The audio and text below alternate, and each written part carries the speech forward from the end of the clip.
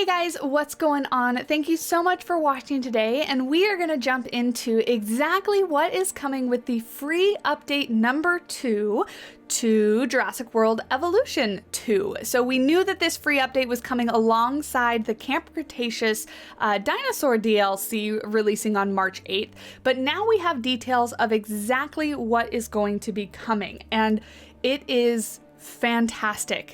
It's absolutely fantastic. But before we get into the nitty-gritty of it, if you do enjoy this video, leaving a like really does help out the channel. I do appreciate it. And if you're interested in Jurassic World Evolution 2 or anything coming to the game, go ahead and hit that subscribe button so you don't miss out on any future content. But let's jump into exactly what is coming with Sandbox Mode, because that is the things I am most excited about. Starting off, there are several major changes and new features coming to Sandbox Mode. The biggest is that all dinosaurs, skins, and patterns will be available by default when starting a new sandbox level. This is regardless if they've already been unlocked or not. This is huge. If you've not, or if you have been following the channel, you'll know I've been streaming it to try to unlock everything, and I don't have to anymore. I'm super excited about that it's already going to be unlocked in Sandbox Mode, which basically just makes Sandbox more of a real Sandbox mode. Now, of course, this doesn't apply to the cosmetic awards you get in Challenge Mode, but everything else is unlocked by default. So there still is a reason to play Challenge Mode and kind of complete everything, but really when you start up Sandbox, you will be able to just play and create a park, which I think is fantastic. We've been asking for this from the game forever, and it's finally here. All buildings and upgrades will also be available by default when starting a new sandbox level. Please be aware that we're not getting rid of era-specific buildings, but simply removing the unlock requirement to have them available in sandbox mode. If you want to start building a park or facility right away with everything at your fingertips, you can do just that after Update 2 drops. Music to my ears. I absolutely love to hear it. Another feature coming to Sandbox Mode is the option to play with research and expedition mechanics. This means you can start completely from scratch to work your way up in all the sandbox maps in Jurassic World Evolution 2. Expeditions and research can also be toggled on and off on the fly as you play with no need to start a new park, which is great. So again, this is just opening up the game to more players or different types of players.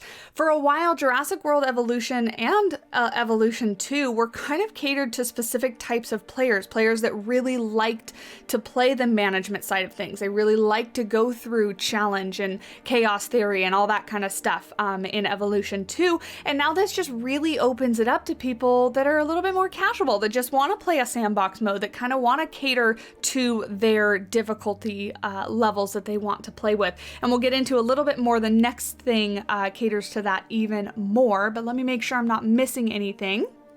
Yeah, just turning these off will instantly unlock all of the research and dinosaurs, and turning them back on again will set your research and expedition progress back to where it was. Beautiful. I love it. So the screenshot that you're looking at right now is the very first screenshot that we have in this update. You can see a lot of the DSW facilities and things like that, and some new decoration items I see, but we'll get into that in just a minute. The next update coming to Sandbox Mode. Sandbox Mode can be further customized by adjusting task time length in the sandbox settings. So either 10%, 25, 50, 75, or 100%. This lets you change the amount of time it takes to complete tasks that are timed on the fly. Fantastic. Fantastic. So I'm assuming this means like incubating a dinosaur, placing down buildings and waiting for buildings to be built, or destroying buildings and waiting for them to be destroyed. You can speed it up by 10%. You can speed it up to 100%. So I assume that means that you can just place down a building and it's just there. You don't have to wait. So a fantastic, again, update. This update, I told you, was huge. Lots of quality of life updates coming to Sandbox Mode, which I am super excited about. So again, this lets you just, change those times on the fly. You can also give yourself an even greater challenge with Jurassic level difficulty for money and appeal goals. Finally, we're adding the option to fully turn off the need for scientists in Sandbox Mode. I'll read that again. We're adding the option to fully turn off the need for scientists in Sandbox Mode.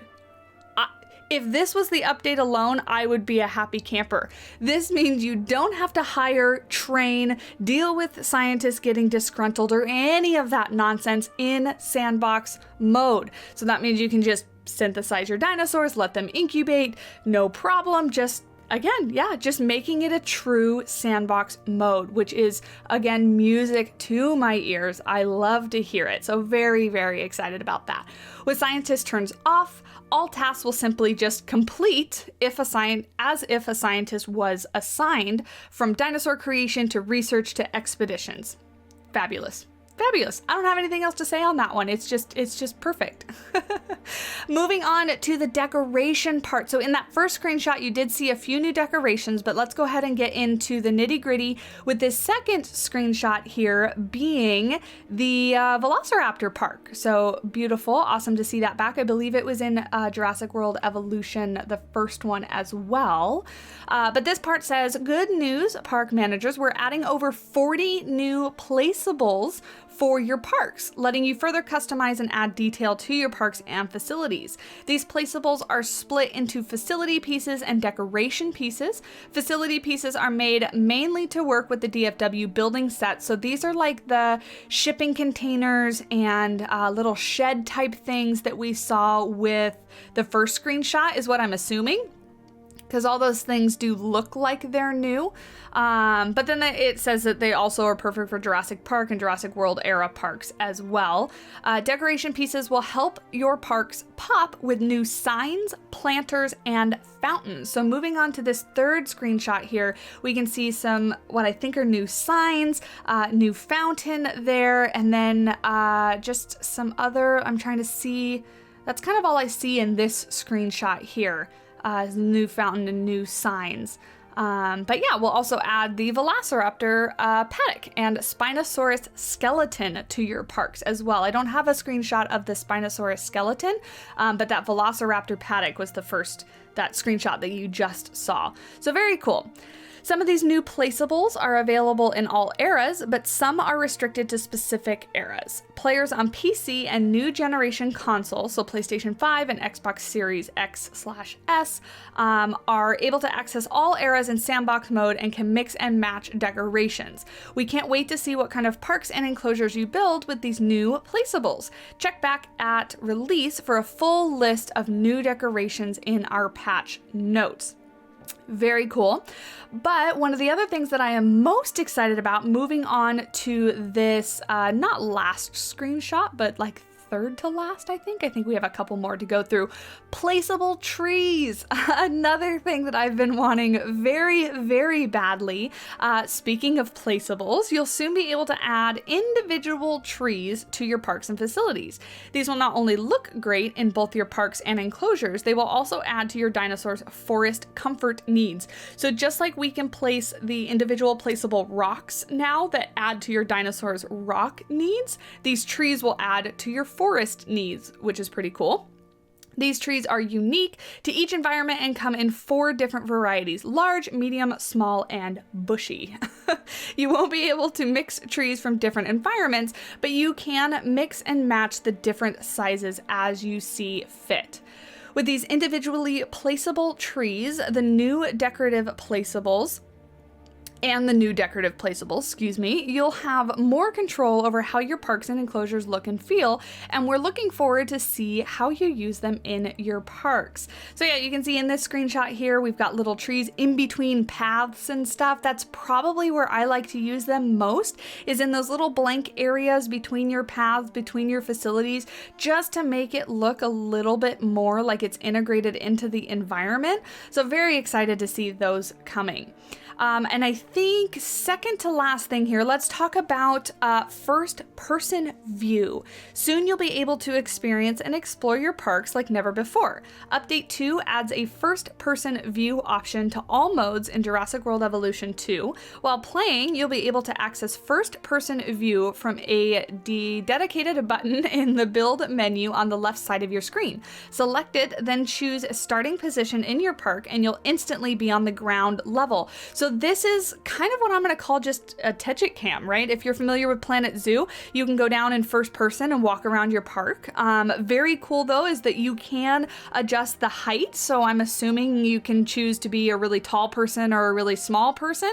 And you can also interact with the facilities in your park while in this mode. So the first thing that popped into my mind was kind of like, you know, in like Zoo Tycoon 2, you could go around and clean the enclosures.